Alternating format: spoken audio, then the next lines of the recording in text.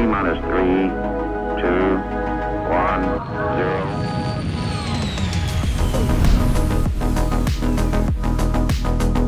0. Hey folks, welcome to the Launch Sequence podcast. We got a good episode for you today. We're talking about a bunch of ships, a lot of ship stuff. It's a late night episode. It's like 11 p.m. here. We have to do weird scheduling when we're over here in Turkey, but it's still happening. I got my friend Farrister, a return guest of the Launch Sequence, and one of my favorite people to bring on when we talk about ships. There's been a lot announced, there's a lot expected, and there's a lot still speculated, and we're going to try and cover at least most of that today. So thank you for joining me today. Picture that represents Farrister. How are you doing? Yeah, doing great. In terms of, I like the idea, there's a lot that's been announced, a lot coming up, and a lot that's speculated on. That seems to be Star Citizen in a nutshell. So excited to talk about it. Can just open a podcast with that kind of intro literally any year. Just pick a year, and it's always the same. Speculated, expected, and enjoyed. How has Star Citizen been treating you, though? Have you been, I know your YouTube channel has been growing as much as the ship list. How have you been feeling about Star Citizen overall over the last year or so? Yeah, I've been enjoying the game. I'm having a good time just playing the game every single week. And, I think we're in a good place when you reflect back to where we were a year ago and some of the challenges.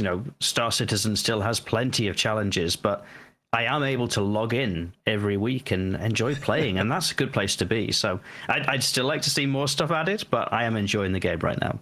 You said I am able to log in and then paused, and I thought you were making a little callback to 318's launch because we just could not even log in at that point. Oh, it was rocky. But actually, what we've got at the moment is definitely not perfect. It's far from perfect, but it's enjoyable. Yeah. I feel like what we're experiencing right now is probably some of the best we've had. Not like across the board, because there's still a lot of 30Ks and crashes and instability going on, but combining the niceness of the gameplay now, having all these different parts of like the cargo refactor and the containers, the choice of ships, the mining. I guess you could just say at any point the game is the best it's ever been, but the combination of not 318 stability and post 318 gameplay is really good right now. Especially good because 323 is just going to turn it all on its head if the features stick. As long as it's nice and stable, that's what I'm concerned about right now. Yeah. I guess before we get into the ships and everything, how about you explain your feelings on 323 and what they're showing so far? You worried about stability? Yes, but I think that's normal, and that's the reason I'm a bit nervous about stability is because of how it's currently playing, which is normal for this stage of testing, and also because the amount of stuff that at the moment could be in a 323 patch, it's huge. And those big patches, they tend to be the more complicated ones. So I guess it depends on exactly what makes it in and what doesn't make it in. This is the balancing act that Star Citizen always has to deal with. It's the pushing the ball forward, keeping on adding new features, new tech, and sometimes that does ruin your stability a little bit. So it's almost that, 2 steps forward, 1 step backward sort of thing. So it's part of what we have to deal with, I suppose. Yeah, and they don't have necessarily PES coming in, which was like that was a big bad guy of 318, but the replication layer split could always be another back-end complication that might not make it so we can't log in, but could, introduce some new bugs that people aren't too fond of.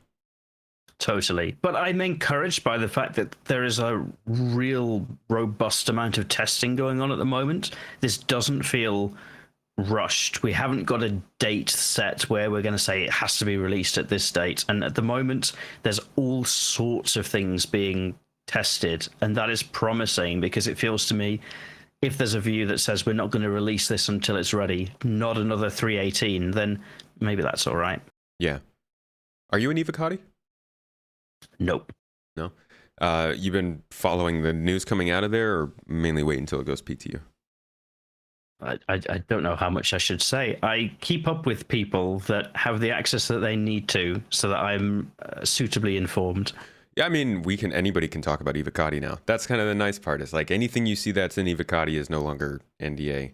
You just can't show this stuff yourself, I guess, is the way it works. Oh, well, I'm not going to get anyone in trouble then. So yes, I keep up with people that are in the testing circle.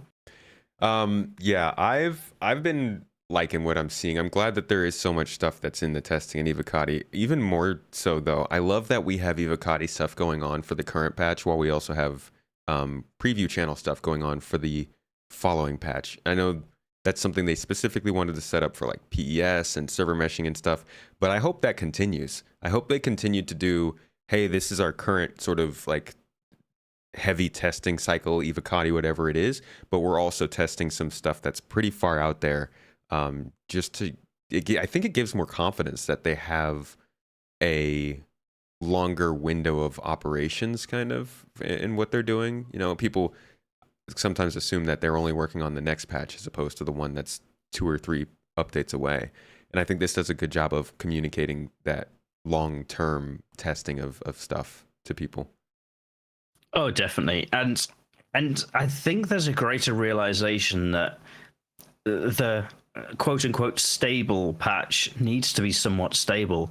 I thought it was quite telling. I listened to your podcast a few episodes ago with Yogi and Avenger 1, and Yogi talked about the move internally from calling people backers to calling people players, which to me kind of signaled that there is an understanding that people want to play the game as a game now rather than as a test, which is probably very different to how it was, you know, many moons ago. Yeah. And we've been seeing that shift pretty hardcore, I would say, ever since like 3.15, with the inventory and the looting changes and the way that the people started to have to pay attention to where they were storing their stuff. Ever since then, it felt like a slow march closer and closer to playing an actual game, and 3.23 feels like a big step forward with that. Yeah, definitely. And to be fair, I kind of treat it as a game now. I log in and play as a game. You know, I've got my eyes open to the fact that it's not complete, that there are bugs, that there are problems, and that there are going to be resets. But I enjoy my time in the verse. If I'm out salvaging or mining or blasting away in a turret, you know, that's, for me, I'm spending that time to enjoy myself rather than to test the game, if that makes sense. Lucky. I'm always blocked from enjoying the game by my own resilience in putting on a helmet before I go out into space. So I just, yeah, it's definitely still a testing environment for me. But I'm working there. I'm getting there. I've got a death counter on my stream that keeps me somewhat accountable, and it's actually pretty good. I've only just hit 200 deaths in the last, I think it was 2 years. I think I started at the beginning of 2022, maybe. Well, you know what you need to keep yourself safe when you're going out into space. You need a ship around you. Ships help. Ships help. Yeah. I would say, above all else, in Star Citizen, the best thing you can have around you in space is a ship. Goes a long way. It's pretty good, and I think it's the subject for your podcast today. It is, and we can talk. Listen to that. Farrister wants to talk about some ships, folks. Let's talk about some ships. Tell me this: in the last year, before we get into the what's coming up, the exciting part. In the last year, what is a ship that you have been happy to have around you in space? Like, what's something new that has done a very good job since it's gotten into the game, in your opinion? I'm trying to remember when it was released, but if it's when I think it was, I think our answer is going to be the same here. And I think that's that fancy little C1 Spirit. Yeah. I love that ship. That ship is, I wouldn't say it's exactly what I wanted when we got the MSR, but it's fairly close. I think a couple more rooms would be like the exact kind of ship I'm looking for, which does fall suspiciously close to what the Zeus looks like. But yeah. The C1 is a very good sized ship, and I think even with the Zeus, which we'll be talking about today, coming into the game, that one does seem still more multi-crew focused than the C1, and more capable in a more like dangerous environment than the C1. But yeah, I've been loving the Spirit. It's everything. I use it every day. It's my daily driver. Are there any downsides to it in your experience? Oh, plenty of downsides, as there are with most ships. I mean, let's start with anybody who has flown a C1 Spirit and then goes to a space station and says, "Please, can I have a landing pad?" And the space station goes, "Sure. We've only got these tiny ones left. Is that all right?" And you're like, "I'd have preferred a larger one." That's the big challenge with the C1. But look, every ship has its pros and cons. For me, what I like about the Spirit is it's easy to fly. It kind of does a lot of things. Like if you need to throw it at a little bit of lightweight combat, you can do that. You can load a bit of cargo in the back if you've been selling some mining goods or whatever.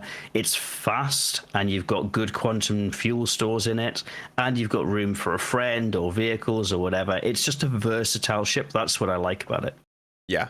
Yeah, it is. It gets a lot done. I feel like it's a little bit indefensible. Have you gotten in any fights? I don't know. Like, I think it's okay. Like, it depends on who you're fighting. For me, I avoid fighting other players because that's not really my jam. So I wouldn't use it in a PvP scenario. I would just be fighting NPCs, and then I just make a judgment on, do I think this is a fight that I could win? If it's anything like Cutlass sized or below, I'd be quite happy fighting that with my C1, little fighters or whatever, sure. Yeah, I feel like that. So this one kind of compares, and for anybody, if you hear things in the background during this show, it is election night here. So it might be people driving past with loud music or fireworks or whatever. Don't mind us. It's one of those days. But yeah, the C1 is pretty much a competitor to the Cutlass, right? How would you compare the two? Again, I much prefer the C1, but that's because of my own style and sensibilities. The Cutlass is awesome, and the Cutlass is also very, very good value for Alpha UEC. If you buy a Cutlass Black with AUEC, you're really getting a good deal for what the amount of ship that you get for that. It's another versatile ship. I don't like really the Drake style, but that's a personal thing. It doesn't really have much of an impact on gameplay. Cutlass Black is a great ship. I'm definitely more about the Crusader style than the Drake style, but the Cutlass is great because of the turret. I really like that. I wish the C1 had a turret, and I know it's got the tractor beam on it, but in my experience, I haven't actually used the tractor beam very much yet. No, I think it's not the most useful, because anything that you would probably use it for, there is an easier way to do something with that. If you're bringing a vehicle on board, just drive it on. If you're bringing cargo on board, just use your multi-tool. It's a bit easier. But as things develop and the future of cargo evolves, then it may become much more useful. We'll see. Yeah, I guess that's what I'm looking forward to, because tractor beams in general, ship-based tractor beams, haven't been proven out yet, even though we got them last year. What else was there over this last year? We haven't gotten that many ships in the last year, have we? Honestly, like, I couldn't tell you what was in the last year. I've been flying the C1 for what it feels like an age, but I think it was only like maybe November time that we actually got it. So yeah, that was around November. Before that, it was the Fury, the Fury and its variants. There was the Storm tank, yeah, and it's one variant, I believe. But besides that, no, the A1, Antares. Yes, the Antares, the Argo SRV, SRV, the Hull C, yeah. Sulin, F8. Okay, there were quite a few ships. Santokii. Yeah, Santokii. Man, okay, so these are all just kind of now coming back. The X1, the Lynx. A decent amount of stuff in the last year, but of all of those, really, for you, it was the the Antares was 318. Not even after that. Same time as the Vulture. But so for you, mainly, it's the C1 that stood out, huh? For me personally, yes, and just because I had kind of a gap in my personal fleet for something that was a quick, responsive utility ship that you could get in quickly and get around to do something. So, for example, I've been flying a bit of Reclaimer, doing some salvage this year. I do not want to put in a claim time of my Reclaimer. I want to fly to wherever it is because it's going to be faster to fly there. The C1 is a great little ship for doing something like that. Or if I've been out in my Prospector, the C1 has got plenty of cargo storage in the back to load those refined goods, and that's what was missing from my fleet. So that's why the C1 personally shone for me. But ships is such a personal decision. Everybody's looking for something slightly different, and I think that's something to be celebrated about the game. Yeah, that's the strength of the game, is that even if other space games are doing their their own things, you can't really make all these ships completely custom and throw all these features behind them and have them be so detailed. That's just a lot of man hours to make, and I think that's a great strength they've got. What's your favorite ship, if you don't mind me asking? My favorite ship is not yet released, and I need to caveat this by saying I'm very cautious when I talk to people about ships that aren't released, and I say, don't get too excited for something that you've got an idea in your head for, because until we see it in game, we don't truly know what it's going to be like and how it's going to perform. That said, the ship that excites me the most is the Javelin class destroyer, because I'm a big multi-crew fan. That's what really got me hooked on Star Citizen all these years ago. It was the idea of being on a ship with my friends. I like the idea of being the engineer and fixing things up and moving power around, but just generally having an environment to play with friends. And for me, the Javelin ticks all of those boxes. It's probably one of the more self-sufficient capital ships, albeit I don't think any of the big ships in Star Citizen will truly be self-sufficient, but you know, everything is all in one ship. You've got point defense turrets, you've got big heavy cannons, you've got torpedoes, you've got medical gameplay, you've got your engineering stuff. Everything is kind of all there and contained in one. So that's probably the single ship that excites me the most. But I'm calming myself down, because I always say, wait until you see it in game first. Wait until you play it and fly it and see what it's like.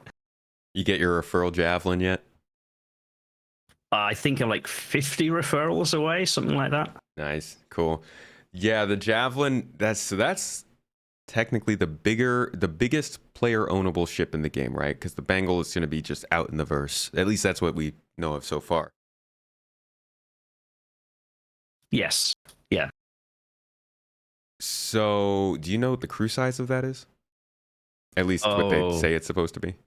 Well, this is a hot topic, because I was actually watching, I think it's okay to name drop. I was watching the Astropub doing a great podcast yesterday talking about capital ships, and Paul said, you know, he thought that most ships he would expect to be soloable.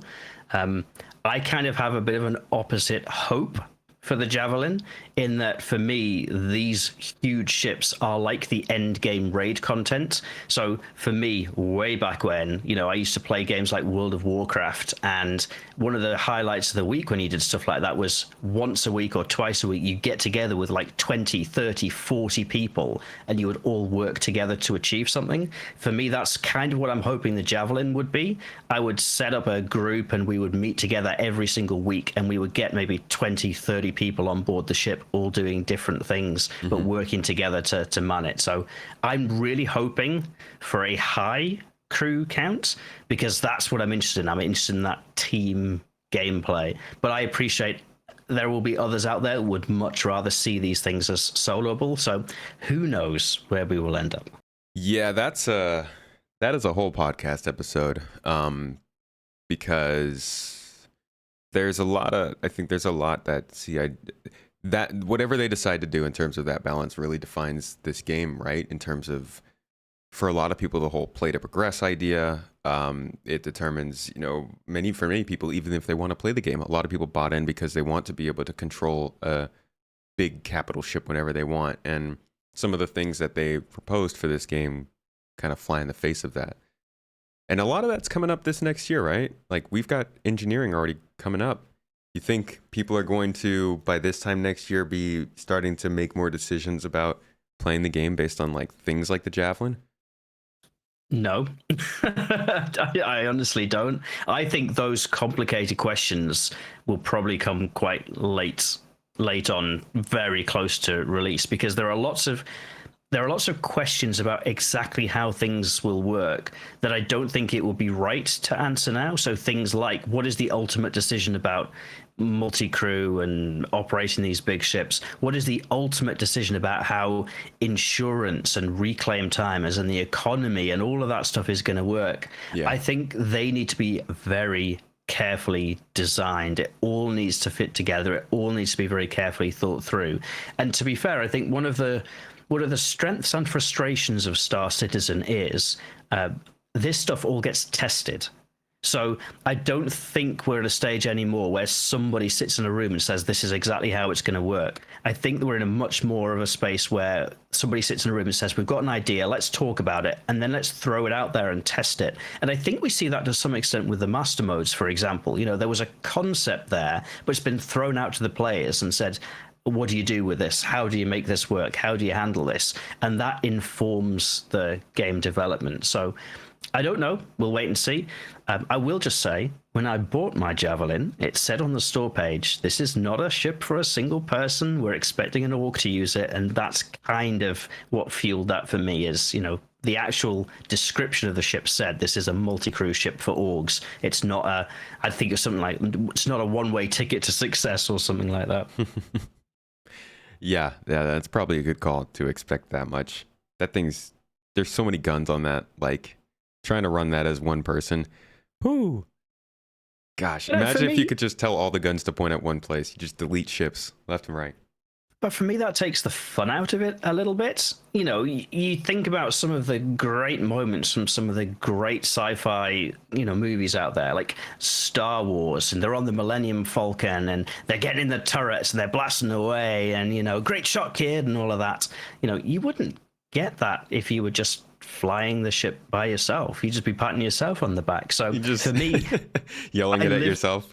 Exactly. I live for those like team gameplay moments, for flying with my friends, and that's why I'm excited for it. But tell us, what is the ship that you're most looking forward to, or that you're most excited for?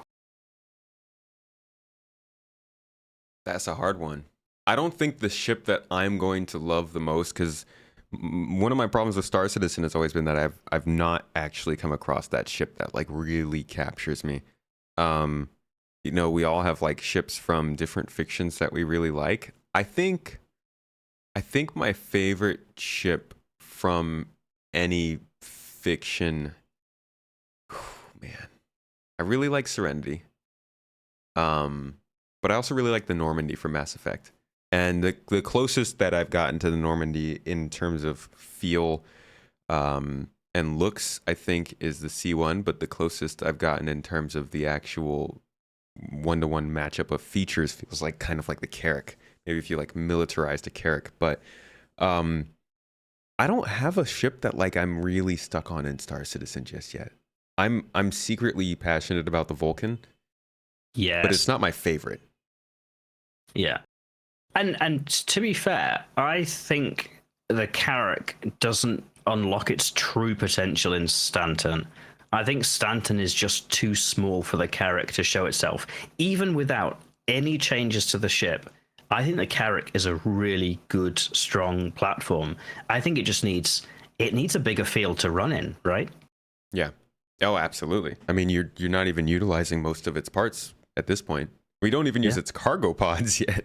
Yeah. Like the Carrack is woefully overpowered for not overpowered, but like it's not in its hunting grounds, like you said, in Stanton. It's just not revealing everything that ship can offer. It has drones too, right? It's got drones. Yeah. It's got a crafting bench. It's got a medical facility. It's got a hangar bay. It's got a cargo bay. It's got an armory, a navigation, a cartography. Vehicles. Yeah, it's too much in one ship.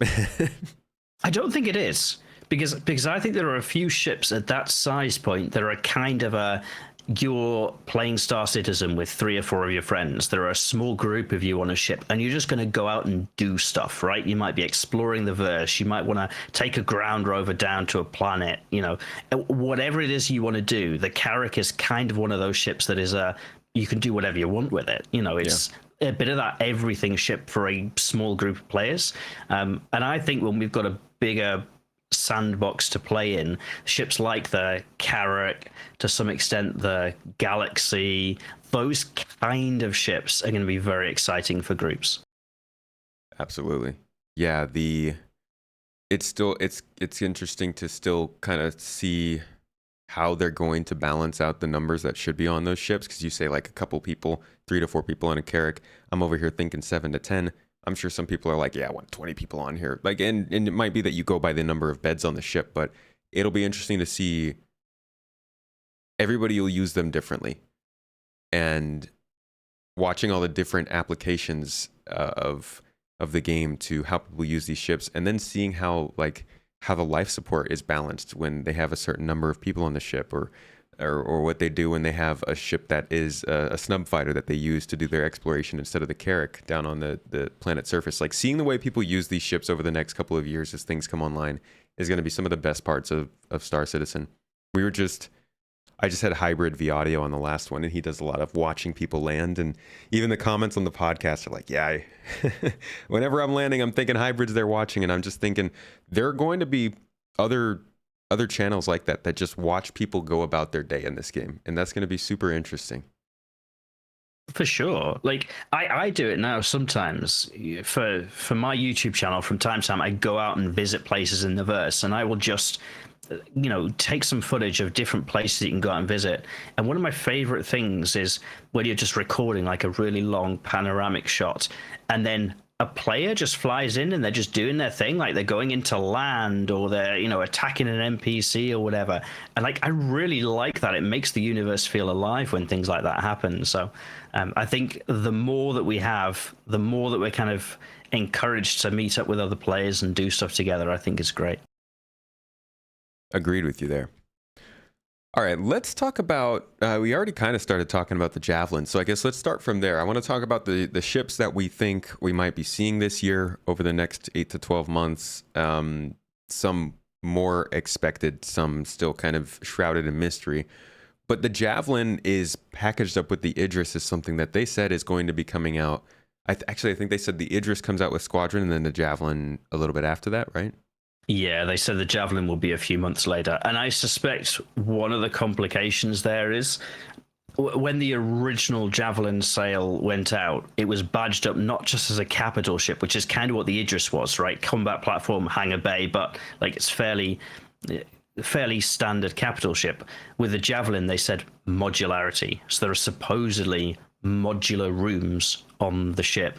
And I think that is probably a complication that needs to be worked out, as with many other modular ships. So in my mind, I think that's why we wouldn't get the Javelin at the same time as the Idris. But to be fair, I think the Idris, when players do get it, and some players have already had a little go in one in this year, which has been exciting, but that is going to be a whole series of fun in its own, being able to ferry a small group of fighters or bombers around, and people are in turrets and stuff like that. Incredible. And whether we see that in the next kind of year or two, I'm hopeful, but I wouldn't bet on it. Yeah, I would say too. Definitely not in the next year. I don't think Squadron will be out in the next year. Maybe, but it seems like it'd be safe to say at least a year from now, if not more. It'll also be interesting to see how they develop. Like, obviously, they're going to be sandbox and org gameplay and stuff that you can use these ships on. But how are they going to do missions for these ships that are much larger? Because we know they're not necessarily going to stop you from taking a mission because you don't have the right ship, but then they also need to really make sure that a mission that is meant to be taken by a capital ship is obvious, right? You need a lot of support to take this on. Don't go in there with a couple of medium fighters. What do you think is the solution for that? I think the solution for that is already in place, which is a variety of missions, and you present the challenge to the players, and as long as the players understand what the challenge is, it's up to them how they crack that nut. So there are some things in game already that would be very suitable for bringing across an Idris, right? Whether it be the Arlington Gang mission, for example, or Xenothreat, or some of the ERT contracts, like an Idris would be perfect for kind of jumping in and doing that. But for me, it doesn't have to be a capital ship. There are other ways that players could bring other combinations of ships to achieve the same results. So for me, an Idris, in my mind, is probably like 10 to 15 people aboard when you fill out all the turrets, when you've potentially got people on fighters aboard, you've got somebody doing the gunnery, and that's before we get more advanced multi-crew gameplay at X date down the line. So I think there's a big group involved in properly flying an Idris. But 10 to 15 players could do that same mission in a very different way. You know, maybe there's some people taking in Retaliator and Eclipse, and maybe some Ares, and maybe a Hammerhead or some fighter cover and stuff like that. So I don't think there necessarily needs to be something specifically designed for capital ships, as long as there are these big engagements, and then it's up to players how they would want to do that. And I was thinking about this actually. I was thinking about this in terms of the Polaris, which was supposed to begin this year. And I'm sorry if I'm spoiling the order that you had planned here, but the Polaris is a very exciting upcoming ship for me. It's badged up as a big torpedo ship, like an anti-capital torpedo ship, but it's so much more than that. It's really one of these kind of utility platforms that can do a lot of things, just tilted very heavily towards the combat side. And actually, if we had the Polaris tomorrow, we could have a lot of fun with that, just doing ERTs, Arlington missions, Xeno threats. It will be a great ship just for the content we've got now. And actually, with a little bit of developer effort, you could scale up some of those engagements that would suit a Polaris really well. But it would also suit other groups of ships really well. So I don't think there has to be like an exclusive capital ship gameplay loop at the moment. I see. So I would say I think engineering is one of the prerequisites probably for doing the rest of that. But you think that as the game is right now, gameplay doesn't really need to change for capital ships to have interesting and engaging gameplay? I would love to see extra stuff added. Like I'm an engineer. I would love to see engineering added, but I don't think it is critical for those larger ships to be able to do something right now. So I have a Hammerhead in my hangar. I don't take it out very often, but every time I do take it out, I have all manner of fun with it. And I imagine it should be the same for capital ships. You know, as a cap ship owner, I do not envisage taking that thing out every single day, even when we've got a final game and its release. It's probably going to be a once in a blue moon thing.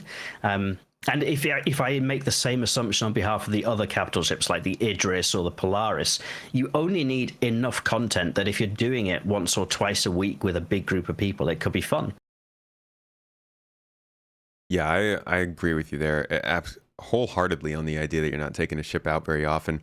I'm looking forward to seeing what they do with the like ship hangar prices and like costs. And if you have 20 ships, do you have to pay for the upkeep of those while they're just sitting in your hangar, or are they kind of just in the nebulous nether realm? You don't have to worry about it, because that could be a thing against owning a ton of ships, especially a ton of big ships. Oh, totally. And these are all the kind of critical gameplay balancing questions that, in my mind, before we get to whatever 1.0 is, these are all the questions that players need to understand the answer to. I don't think it's critical to know the answer tomorrow, but I think before we get to this is the game, it is launching, your stuff is not going to be reset again, I think we need to know all of that stuff, and that's all to be worked through, I think. Yeah. Going back to the Polaris, what do you think? I mean, you said it's kind of billed as a missile boat, but there's a lot more going on with it. Do you think people who aren't interested in combat missions, maybe they're more interested in like situations where you need to bring a combat ship like the dogfighter in the hangar or something, but do you think people who aren't necessarily doing just combat would have any use for the Polaris, or is it purely a military kind of ship? I mean, sort of. So the Polaris is a military type of ship. I think it's more than just a torpedo boat, although the torpedoes are great. There are, 5 manned turrets on board? You've got the hangar, you've got some cargo storage, you've got the ramp for doing stuff, you've got the med bay, you've got an armory. So it is quite a general purpose ship, but it's clearly tilted towards the combat. I think this is where having versatility helps, because for me, that Polaris is a choice to make, and it is clearly tilted towards combat. There may be other less combat focused alternatives that will be more suitable for people depending on what they want to do. So for example, the Carrack might be a good choice for somebody who is slightly less combat oriented. We were just talking about the Carrack, there's lots of exploration type features on there. That might be more appropriate for people.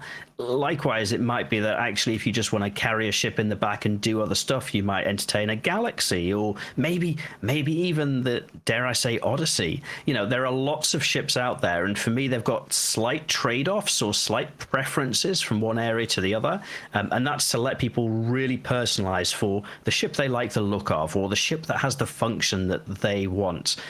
So the Polaris, I think, will be multi-mission capable. It'll be able to do a lot of stuff. Will it be quite so good at some of the non-combat things as other choices? Possibly not.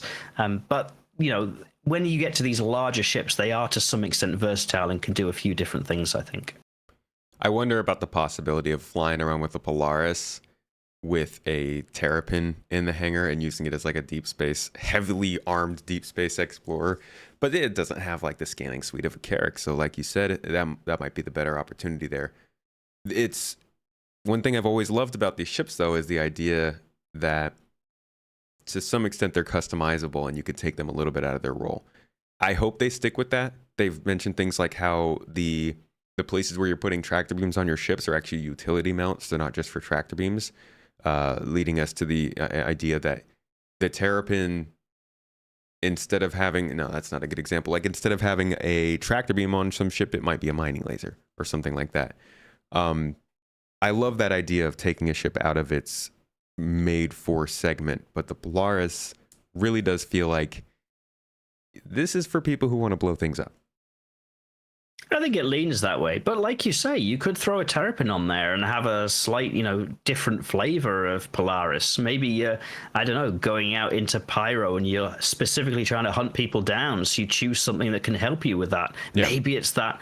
Maybe it's that Antares that we were talking about earlier, or a Cutlass Black, or Mantis, or something like that you throw it with. Or maybe you just want to make sure you're really safe when you're out mining, so you try and fit a Prospector in there, and you've got 216 SCU of Prospector or storage aboard, right? You can kind of shuffle these things whichever way you want. And I think, to be fair, for the people that own these big expensive ships, because let's face it, the Polaris, the Carrack, all of these size of ships are expensive for kind of virtual spaceships. I think it's important to have that ability to flex into different gameplay loops. Yeah. It's not going to be perfect for it. It's not necessarily going to be the best at everything. But you don't need it to be the best at everything. You probably want it to be the best at the thing you want it to be best at, and then you can just flex and go into different gameplay loops as required. Yeah. Before we move on from these capital ships, because folks, it's not normal to be talking about capital ships coming to the game, but from here on we have pretty much the regular kind of size ships we're all used to talk about. But before we move on from these, Idris versus Polaris, who wins?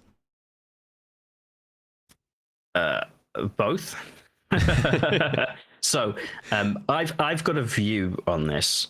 I think ultimately we need to wait and see what happens. So please, if you're listening, speculate. If you're listening, I want you to put your name on it, Farrister. Knows something, I don't. In my mind, the Polaris is undergunned versus the Idris. The Idris has an advantage. It's a much bigger ship. It is much more heavily armed. So in a fair fight, I would absolutely expect an Idris to come out on top. The Polaris has something going for it that the Idris does not, and that is the torpedoes. I think we need to know more about how that gameplay would work. If I were to speculate, I think torpedoes would be catastrophically damaging, but very hard to get a hit. So for a properly crewed Idris, I would expect a single Polaris not to be a threat, because if a torpedo started coming at you, I would expect it to be shot down by either the turrets on the Idris or by the fighters carried aboard the Idris. Where I think the Polaris would have an advantage is if the Idris wasn't expecting it, wasn't crewed properly, the Polaris managed to surprise attack, or maybe you had two Polaris, both attacking from opposite sides. That's where I think things get interesting. So for me, in those capital ship scenarios, I would envisage a Polaris as more of a kind of hit and run type ship. You get in, you fire your torpedoes, you hope they hit, and then you get out of there. But the Polaris is still a huge ship.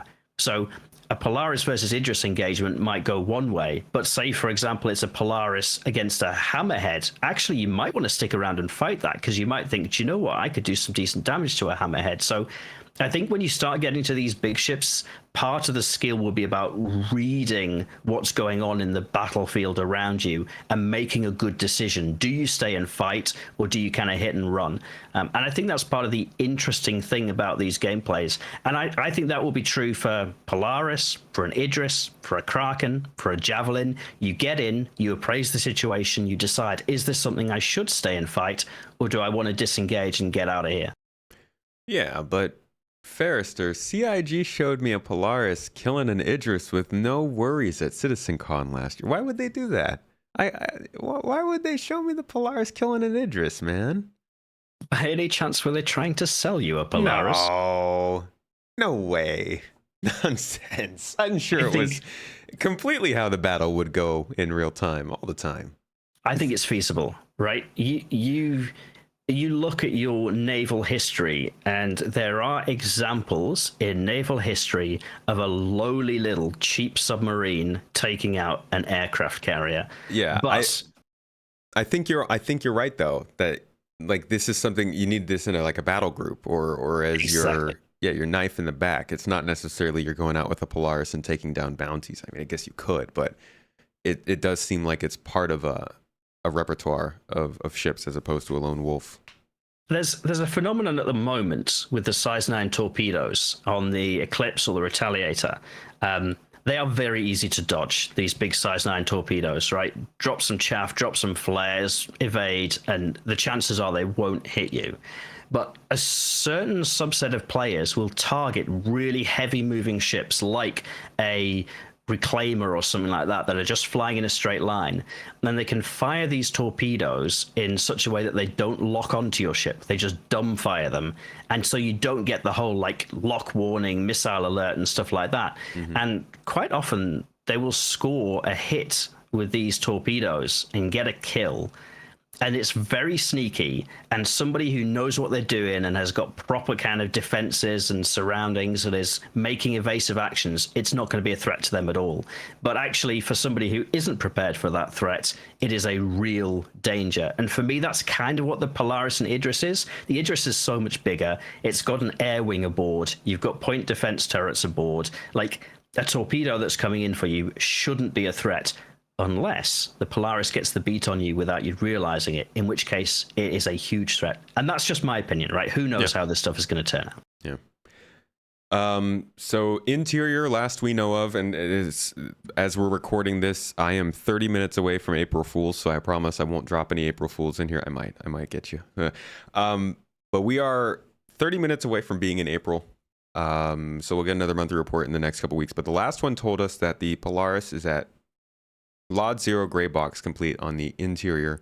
I think entering the gray box on the exterior, something like that. There's a lot of speculation as to when this ship might come. What are you thinking?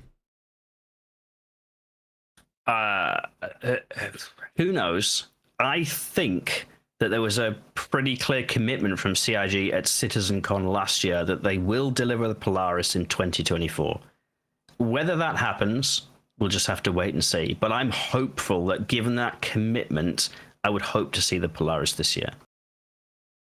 Yeah, I'm thinking CitizenCon IAE time. There's some folks are saying maybe Invictus Week, but I don't know. I would be very surprised if it was ready for Invictus, but I would hope to see it in 2024. Whether that's CitizenCon or IAE or even for the end of the year, who knows? But to be fair with the Polaris, there's not a great deal of complication there, in that it kind of does all the things in game that other ships do. And as much as we'd like to see multi-crew gameplay with like engineering and stuff like that, what is the Polaris? There are some torpedoes, those are already in the game. There are some man turrets, those are already in the game. There's a hangar bay, it's already in the game. Everything that it needs is kind of there already. Mm-hmm. I don't know. I don't even think if they had the ship ready, they would release it if engineering wasn't ready.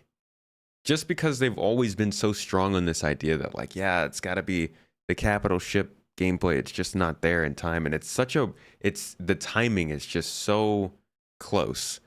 I would find it strange if they were just like, okay, here's the first capital ship in 6 years. But the big feature that differentiated will be here next patch. I don't know. Like, I see it quite differently, and I'm somebody that's very passionate about that proper, like, engineering style gameplay. That's got me hooked on this game. If you asked me, would you rather have the Polaris now with the stuff we've got in game now and wait for the rest, or would you rather just put it off and wait until we've got everything and then you can have it?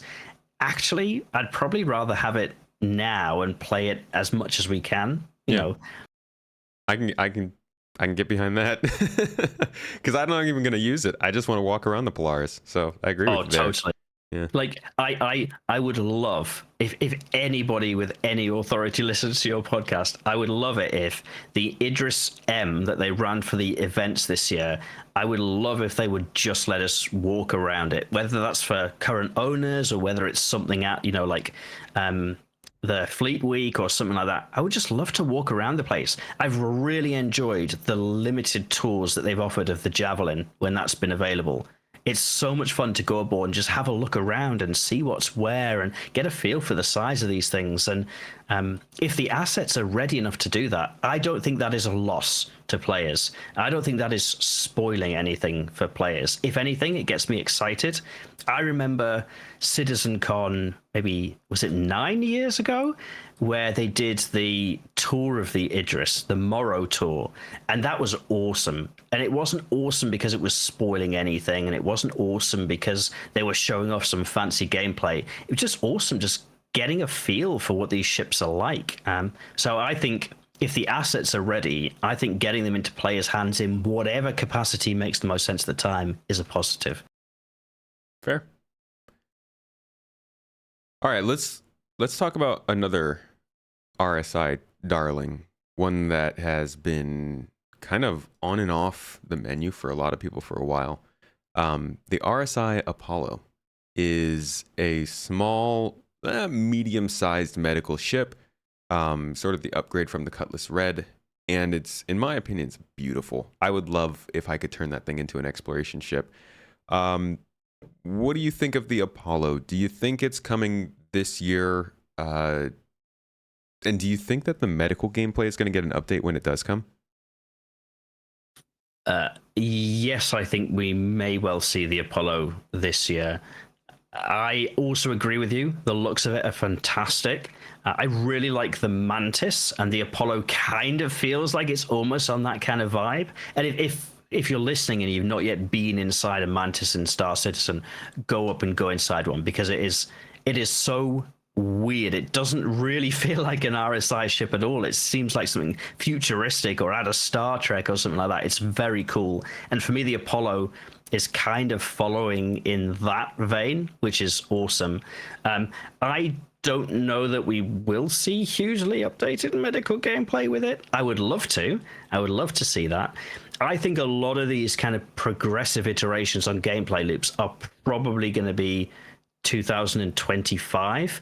We've got a year basically where a lot of the people that were tasked on Squadron 42 are now going to be actively developing stuff for the PU.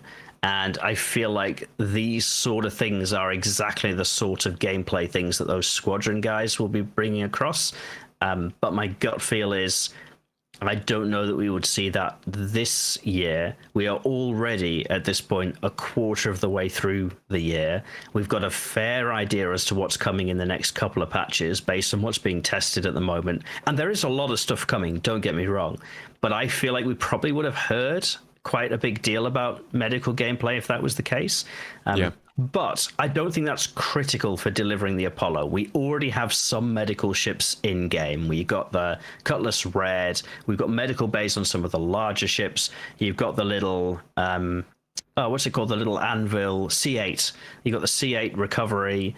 So there are some medical ships in game. I think there will be a role for an Apollo in game today. I don't think it will be hugely popular. I don't think you'd see a lot of people flying them around. But for example, for the medical orgs that are out there, or the medical players that are out there, I think the Apollo will be a solid addition. But it also gets ships out there. I think the ships that people have paid for already, whoever has an Apollo in their hangar will be keen to see that in game, probably even if the gameplay isn't quite finished yet, because it will be a useful ship today, even just with the gameplay we've got. It's also going to be the smallest spawn point, right? Wouldn't you replace those tier 3 beds with tier 1s? Totally. And did I mention it's a beautiful ship? Yeah, freaking gorgeous. Yeah, I love the look of it. There's also drones with the Apollo. Do you think that I do believe that at this point they're working on drones in some way. We know that they needed drones to be working for Squadron 42, and in order for that to work, they had to get the basic functionality working in the PU as well. That's at least something that John Crew had said a couple of summers ago. We don't know how far that's gone since then, but I do feel like they would try and have drones working by the time they introduce this ship. What do you think? I would like to agree, but I don't think I can. There are plenty of ships that have drones that don't have drones. Don't say so, it. The Carrack? Carrack's supposed to have drones, I think. Retaliator, Reclaimer? Carrack, or Reclaimer, not Retaliator. Yeah. I think there are plenty of ships that are supposed to have that stuff that have been absolutely fine to release without it. And I wouldn't be surprised if we saw the same thing. But I think that's okay. Like, I would rather have a ship that can at least do what it's supposed to do at a very basic level and get the stuff added in later. And for me, even with just the medical gameplay we've got right now, I think the Apollo would be an addition to that. I'm probably less enthusiastic about introducing ships that are supposed to do something that you can't yet do. So, for example, if you said, oh, would it be all right if they released a Vulcan but didn't release any repair gameplay or refueling gameplay or anything like that for it yet? I'd be like, well, probably I'd rather see at least a tier 0 implementation. But for the Apollo, we've kind of got something already for medical, so I think that will be okay. But I'm sure your listeners will let you know if that's not the case. Tell us in the comments. At least, as long as we can change out the beds, I think that would make it a unique enough sell for medical gameplay. All right, let's move on to the heavyweight. I think this is possibly the most popular ship that we will be talking about today, and it has quickly become so. The RSI, it's just a very RSI kind of day. The RSI Zeus was kind of reintroduced at CitizenCon last year. In lore, it is the first ship to make, I think, a quantum jump, if I'm not mistaken. Is it a quantum or is it a not going through a jump point? Pretty sure it was the first ship with the quantum drive in it. And they have reintroduced it as the Mark II Zeus with 3 different styles that are pretty good sells, in my opinion. It's sort of coming in as the C1, A1, E1 series of ships that was introduced in 2022 and then released in 23. They want to do the same thing with this ship, so about a year between introduction and release. So we're expecting it towards the end of this year. But there's a lot to say about this ship. So just get started. What are your thoughts? Get started. How are you feeling about it? Yeah.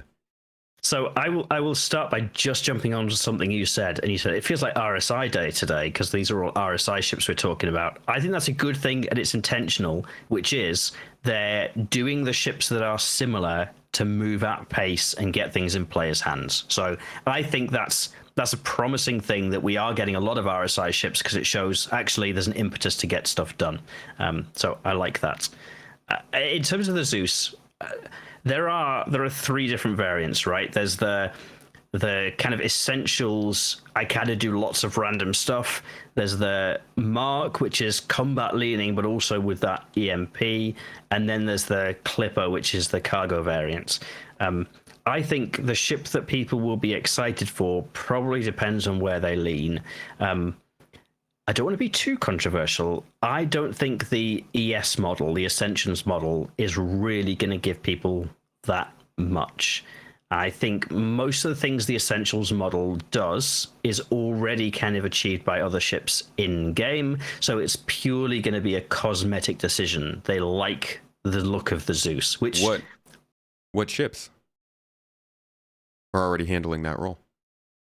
I don't know. I think like almost some of the ships that you were talking about earlier, I feel like maybe C1, you could argue, does some of that stuff. You might argue Cutlass Black does some of that stuff. Okay, so you're kind of putting it in that same category of like Freelancer, Cutlass, C1, like that 1 to 2 person daily driver sort of ship. The ES model, yes, I probably do. I have a radically different view of the MR and the CL. So I think the ES is still a valid choice for somebody who's looking for a ship that does that sort of stuff.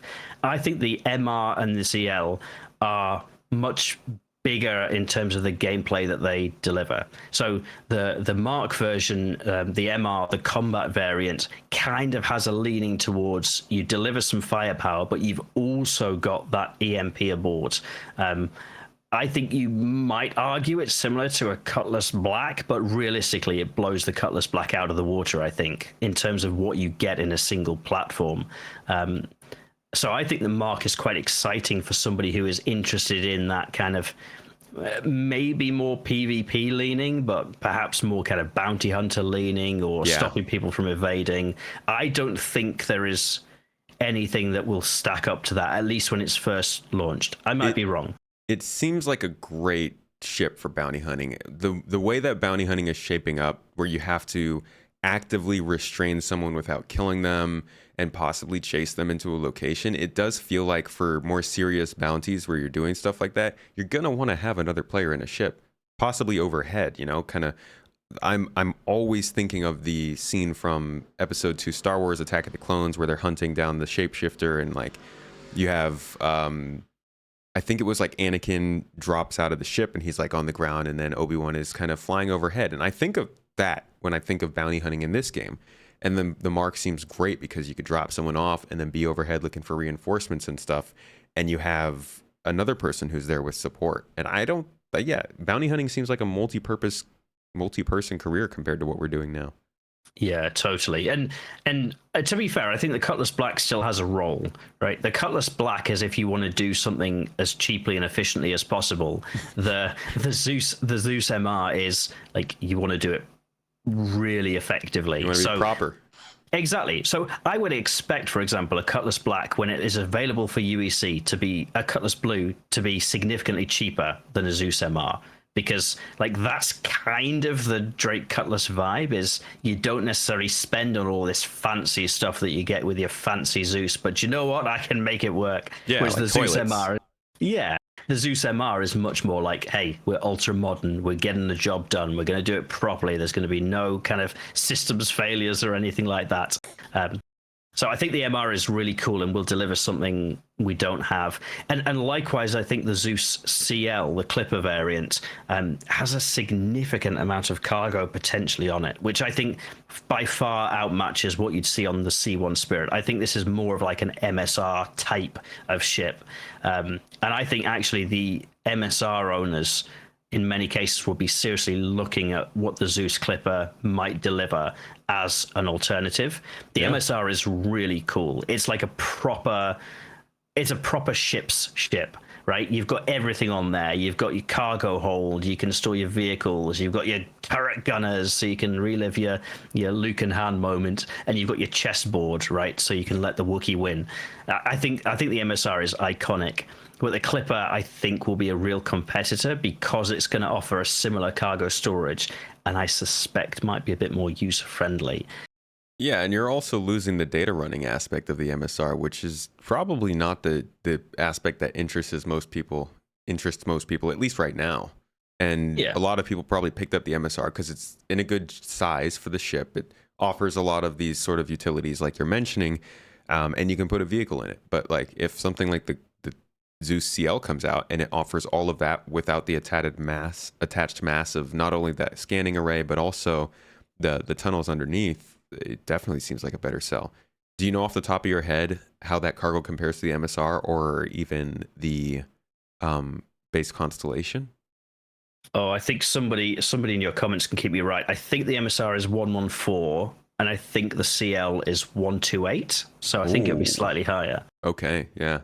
But obviously, all of this is subject to change. So things may change as things move along. Yeah, it'll be balanced. But overall, the Zeus class of ships is a very impressive one, and something I think any player who's working their way up progression is going to want to look at. This, like, each of these ships really do fit into that ladder of climbing. I would say anywhere between the C2 series of Hercules maybe, or like a Caterpillar, and down to like an Avenger. you've got a lot of places where these Zeus ships can fit in. Yeah, and it's interesting that you mentioned the Constellation, because I don't really see the Zeus and the Constellation as direct competitors. For me, the Constellation is bigger. It's like a step up. And I think, to be fair, the Taurus is nearly 200 SU, I want to say. You said 120 something for the Zeus, the CL. Yeah, I think the Zeus is 128, and I think the Taurus might be like 196 off the top of my head. Yeah, they're definitely not direct competitors, which is why that comparison was interesting to me, because I'm thinking if the Clipper is, outmatching ships that are around its size, how does it compare to something that's even bigger than it? Yeah, and for example, like I'm sure the Clipper doesn't really compare to the whole series in terms of raw cargo delivery from A to B. And I think this is where all the interesting trade-offs between ships. Ships are a very personal decision, and everything will have its place, and it's just about working out what is the right ship for you, what sings to you, and what you want to do in game. Yeah, I think one of the most interesting parts of cargo hauling, for instance, is that you might have the Hull C because it's the absolute best thing for carrying a lot of cargo easily. But if you're transporting explosive materials, you might want to instead have a ship with an internal storage base, so that if some pirate gets too trigger happy, they're not blowing up the entire, spindle that you're using, or there's just a lot of different things like that. Another one is like, if you're transporting stuff and you're going down to a planet's surface, you might want a CL, or sorry, not a CL, like a C2 instead of a Caterpillar, because you don't have VTOL thrust on that Caterpillar. Or better yet, this is a really exciting one to me that they haven't talked about too much. The idea of the mass of objects determining different forces you need to lift them. So like you load a 32 SU box of something on your ship in a space station, you have no problem because it's 1 gravity, 1G. But you go down to a planet that's got like 2.5G, and you can't lift it up with your tractor beam because suddenly, your tractor beam can't exert enough force. There's like all of those little things that go into defining what kind of ship you might want or what kind of tools you carry with you is one of the best parts of the game, in my opinion. Totally agree. Let's break away from RSI for this is a very interesting ship. Not one I think people consider too often, because it's been very quiet over the last couple of years. But the who even makes this? I think it's Anvil Legionnaire. Yeah, I knew you were going to say that. Yeah, I think it's Anvil. Yeah. So introduce to us the Legionnaire. So, would you like me to introduce it to you as I think it's going to be, or would you like me to introduce it to you as if I'm selling the ship? Tell us what you think it's going to be. I think when we get the Legionnaire, it's going to be a little disappointing for people that have one, because I think when we first get it, what it will be is a ship with a lot of chairs on it, which we've kind of already got in some other forms. Valkyrie. Cutlass Black or Cutlass Steel. It's supposed to be meant for boarding and or hacking into ships and then boarding them, right? You don't think that's going to be ready for when they bring the ship in? I don't think it is if they're going to deliver it this year. And I think the plan is to deliver the Legionnaire to players' hands this year. And the reason that I say that, it's not just the mechanics of making that happen, but there is a complicated set of situations with the Legionnaire, which is it's about hacking into ships and boarding them. The people on board the Legionnaire will want to be involved in FPS fights. The people on board the Starfarer or the Reclaimer or whatever it is you're boarding will not want that.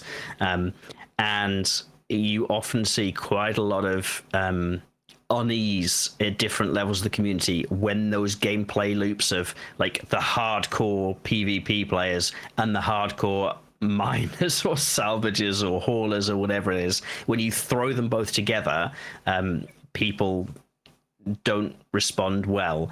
And I don't know that that is a drama that they would want to introduce, at least not until we've got multiple star systems or consequences for illegal activities. So for that reason, I would be surprised if we saw a lot of new mechanics with the Legionnaire. I imagine what's more likely is we'd see a drop and the Legionnaire would become another drop ship like the Valkyrie or the what's the big Isperia one? I can't remember the name of it now. Prowler, yes, that's it. You know, these ships that have got a lot of chairs but don't really have their true purpose yet. I think that's probably what we get if we saw the Legionnaire this year, at least until there's time to figure out how are we going to make this work without annoying one group or the other. Yeah, there's also quite a few things technically that just need to be better. Ship-to-ship boarding is non-existent. Right? The only ship that does ship-to-ship boarding is still the Merlin and the Constellation, if I'm not mistaken. Yeah. So that's a huge one. Like, we can't even initiate boarding. The idea of the Legionnaire isn't necessarily that it has some kind of special hacking thing going on. Yeah, hacking is a game feature that's coming into the game, but the idea is it's literally just spoofing itself. It's going through the same process that we go through when we request a docking. You call ATC, they call you back and say you're good. The idea of the Legionnaire is you call the ship, and when the ship tries to tell you you're good or you're not good, it basically can just hack in and be like, no, I'm actually good. And it allows you to dock. So that whole process of being able to dock, if you haven't done that yet, that's because it was kind of dropped and it's been a few years. And they're going to want to have that in a better place when we do this. I think that the 890 jump boarding mission would actually be the best testing grounds for this ship. Oh, for sure. And like, there is an absolute role for this in the finished game. I think for people that are intrigued by the idea of like doing almost that Star Wars A New Hope, like right at the start where they're blasting through the doors and they're fighting down the corridors and things like that. This is the sort of ship that appeals to that gameplay. I just don't know that we're there yet. Yeah, I agree with you there. So you do think it'll come this year? But you're thinking it won't be having the features that we were expecting or that we're hoping for. Yeah, that's what I think. But I may be wrong. Do you think it would be able to hack at all, or just nothing but a dropship? I think it would be the model of the ship, and that's all we would get. It would have the kind of weapons on and stuff like that, but no gameplay around actual hacking or boarding or anything. All right. We will see. We shall see. We shall see. I would happily be wrong if there was a balanced gameplay loop that doesn't just annoy all the Hull C pilots out there. Yeah, that would be nice. Industrial players just become target practice. Okay, this next one is a little bit of a weird one because it's kind of like leak information, not a hefty amount, but just a name mixed with official information from CIG. There is a believed name for one of the upcoming vehicles coming out, and CIG has been teasing something without telling us the manufacturer. I've seen the post on Twitter. I don't know where else it might have popped up, but this Mirai, possibly Pulse / possibly Raptor / whatever the heck it is that they're showing in their weird leaks, not leaks, but like sneak peeks. Do you know anything about this at all? No, I literally know what was posted on the Twitter feed. And I think it was at the end of one of the Inside Star Citizens as well, but like I know nothing about the Raptor. So what did you think of that, what we saw from the Twitter feed? I mean, it was not super detailed, but we could tell some things from it. I'm intrigued to hear what you could tell from that. Well, I think we can tell it is a bike or small hovercraft of some sort. It looks to me like it could be a sled almost. As in, there are what seem to be, or it seems to be two main sections to this vehicle. If you look at it from the side, it looks a little bit like a hover quad. If you made the back hover pads on the hover quad really big to take up most of the space, and then you made the front ones pretty small to look almost like arms rather than additional hover pads. So I am wondering if this is a sort of two-sectioned hovering vehicle where it has, if you guys are looking at it from the top, it has hover here and then hover up here, or if it's a one hover section, which is just like these two here, and then like a little, some kind of utility slot at the front or something, or whatever it could be. I don't know. But the shape of it is a little bit strange. That's what I got. And I was looking at, people froze the frame at certain lighting and stuff like that so you could get better views of this stuff. Nobody's going to know exactly what it looks like until it's revealed, probably right before 323 or when 323 goes to PTU.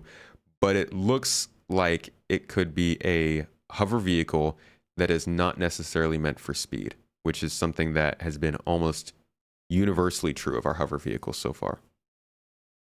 Man, they need to get you working like military intelligence or something like that. That's incredible. Like I said, I didn't freeze the frames or anything. I'm just looking at what other people are posting. But I think there might be something interesting about this vehicle. I hope it's not just another racer. We could use some interesting utility vehicles on the ground. I mean, I think all I would say is, I think the name Raptor, it has kind of a certain suggestion to it as well. So a raptor could either be like a dinosaur, like a velociraptor type thing, which were very agile, like almost bird-like dinosaurs that were very fast, very lethal, not particularly like big and muscular like some of the big T-Rexes or anything like that, but they were quick and they were deadly. Or equally, raptor is sometimes used to refer to like some types of birds of prey, which again are not the big brawly bears. They're like agile, hunting, like primed predators. So for me, like maybe there's something in that suggests that this is something that's kind of quick and perhaps quite deadly at whatever it does, but who knows? Who knows? I don't know. It also, like I said, it has those two small things at the front, which kind of could be more like raptor hands. It could be a bit of a stretch, but it does kind of fit. The interesting bit is that I think in like an invitation to one of the events, or maybe to one of the promotions this year, they gave us like a page that had a bunch of sketches on it. One of the sketches was in the bottom and it was kind of ripped, and it showed what looks like the back of this vehicle that they've been teasing, and it also has the Mirai logo next to it. So that makes it very clear that what was in that picture was Mirai, and that does seem to look quite a bit like this thing that they're teasing.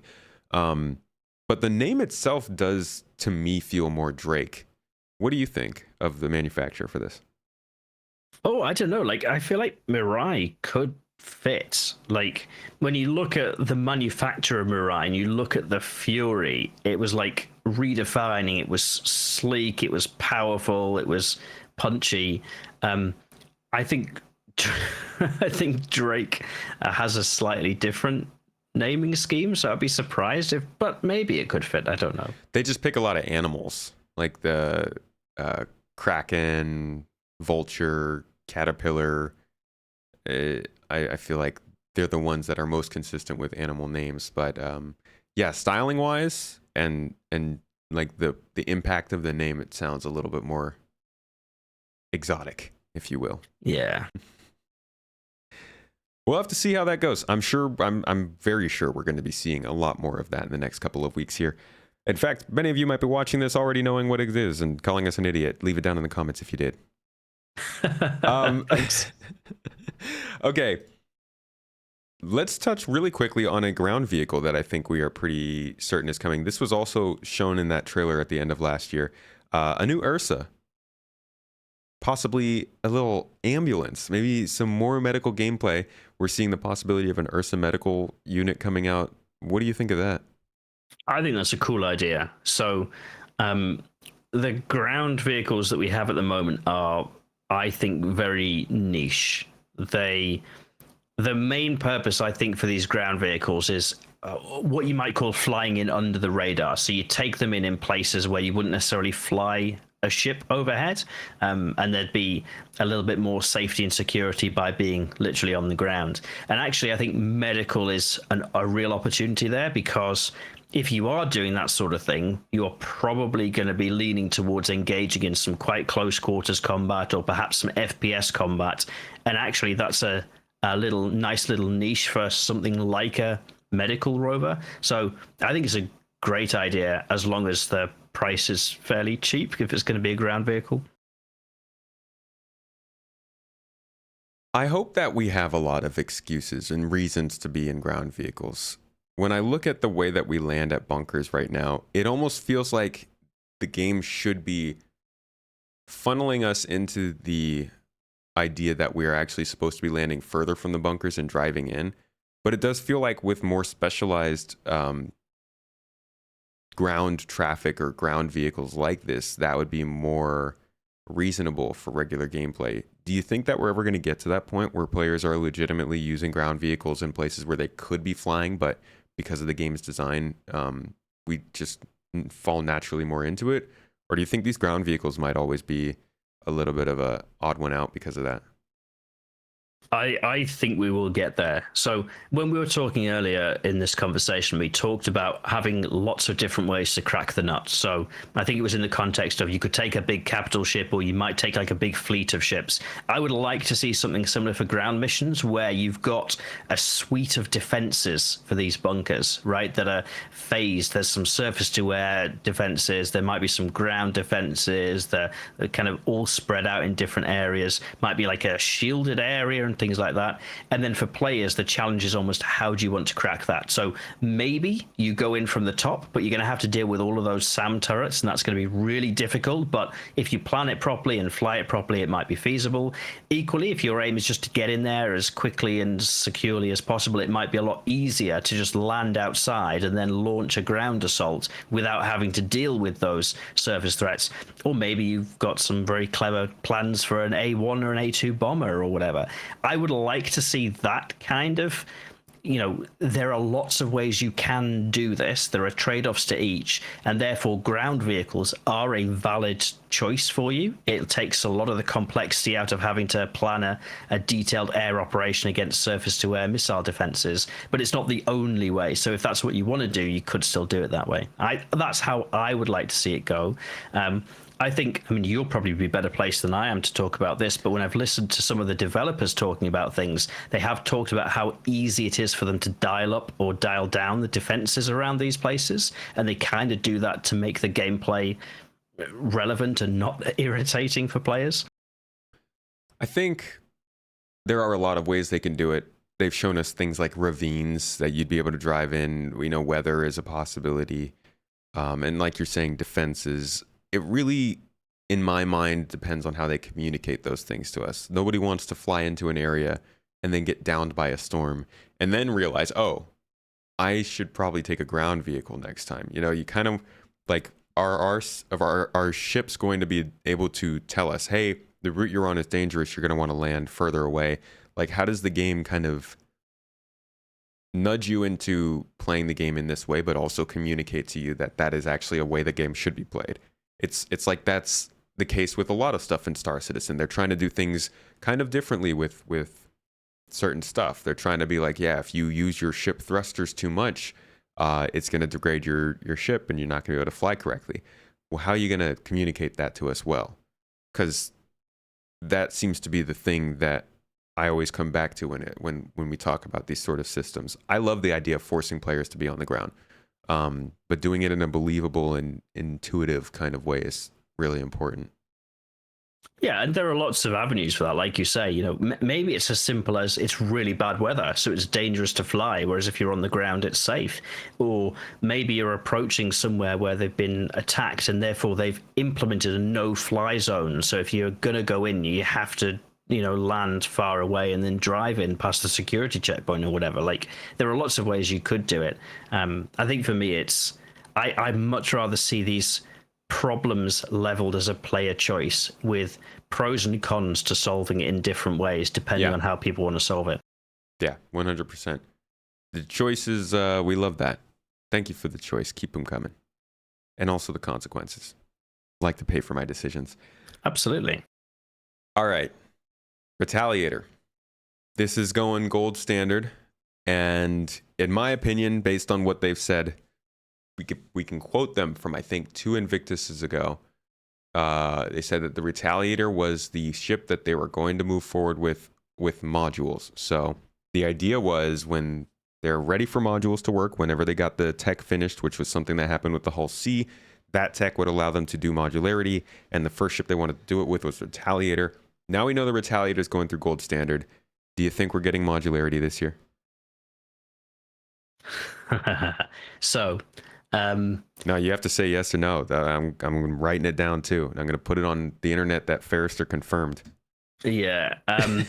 I I I think the Retaliator is probably the easiest modular ship to do, because with some of the stuff that we've seen that we know is likely to come this year, like the player hangars and stuff like that, that looks absolutely awesome, the Retaliator is small enough that in those kind of environments you could probably make it work with some of the tech that we've got now.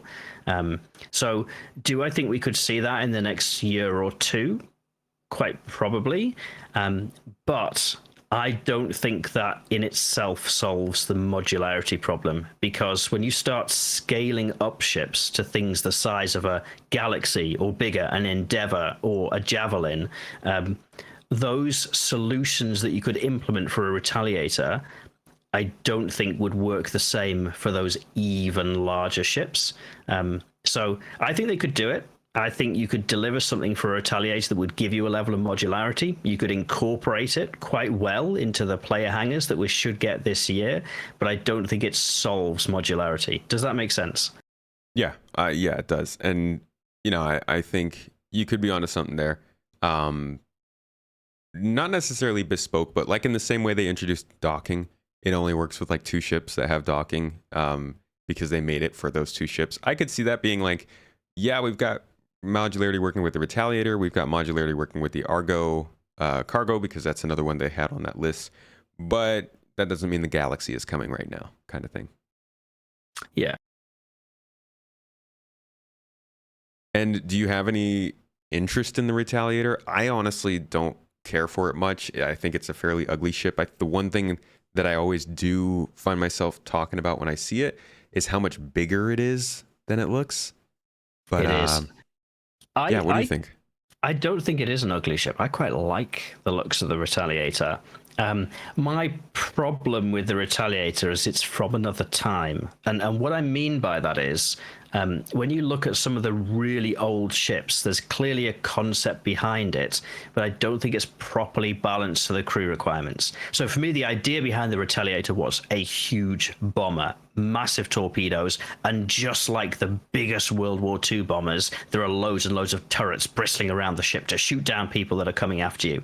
I like that as a concept, but as a gameplay element, it's problematic, because the majority of the firepower on your Retaliator is concentrated in those torpedoes, and the turrets don't really do very much. They're cool, but you'd be better off actually putting people in fighters and flying next to you. So the Retaliator is almost one of those ships where you've got all these turrets, and probably the sensible thing is not to use them, because you'd be better off having people in a more useful ship instead.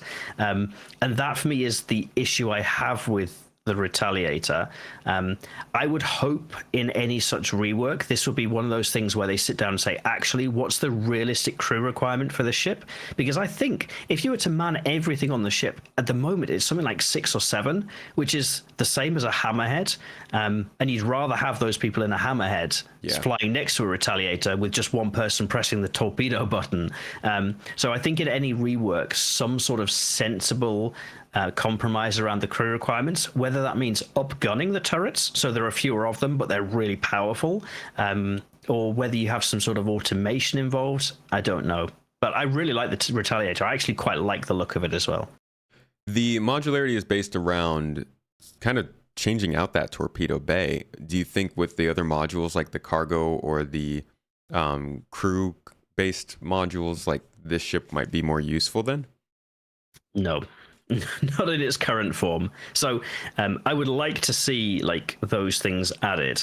But for example, you know, I still have the same issue with a cargo variant that isn't going to be involved in combat at all, ideally, because ideally if you're running cargo, you don't want to be in combat. Do you still have 4 or 5 turret gunners?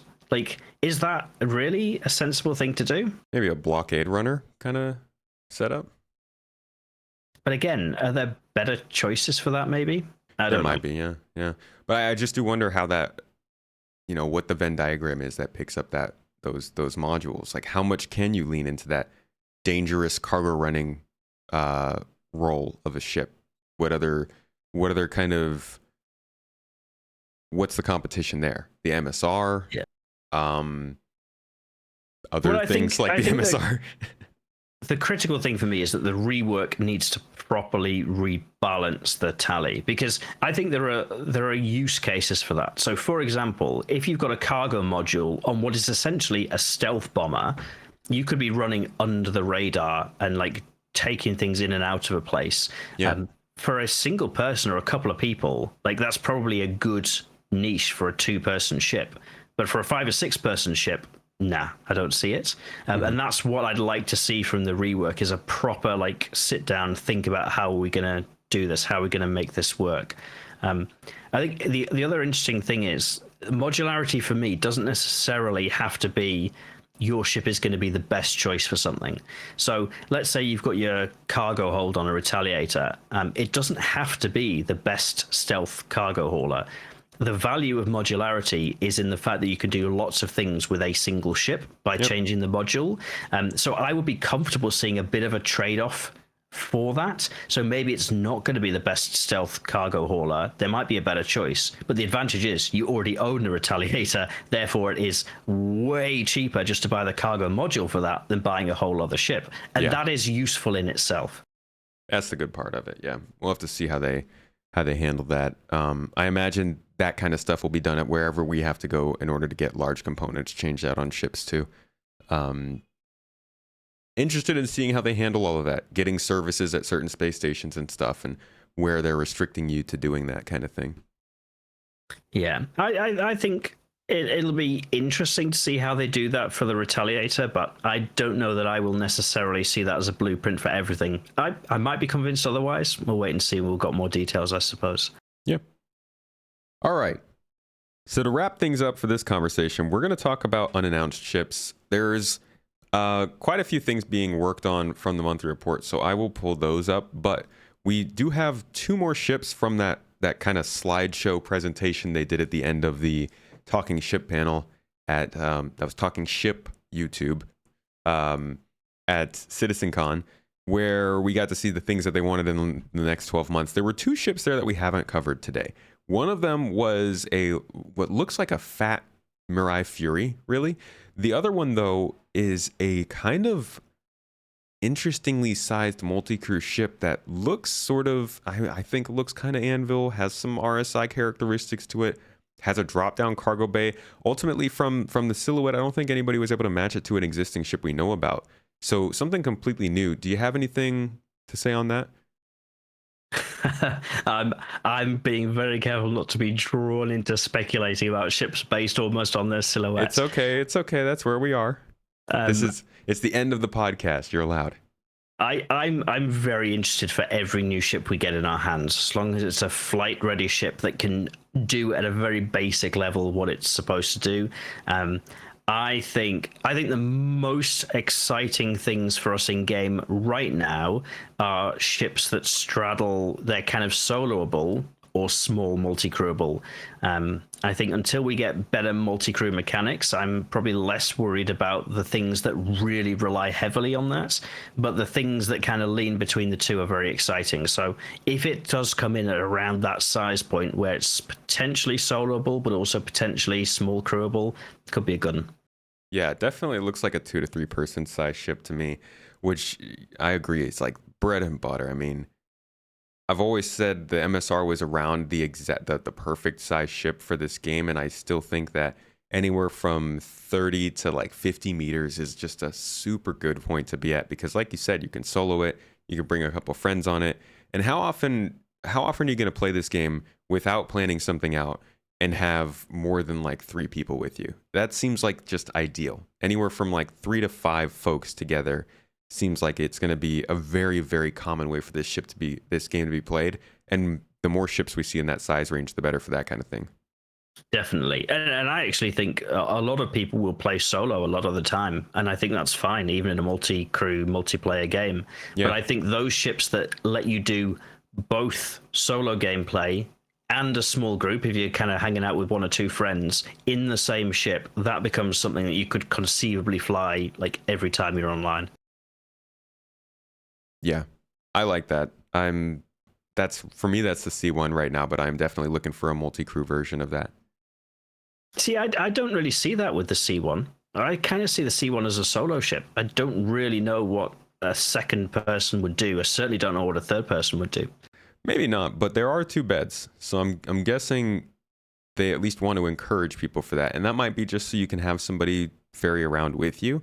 But at least on the solo front, that's kind of how I see this ship. Is like I'm always taking this thing around, and if I have a friend with me, I can pop them in, and they can do something to stay busy.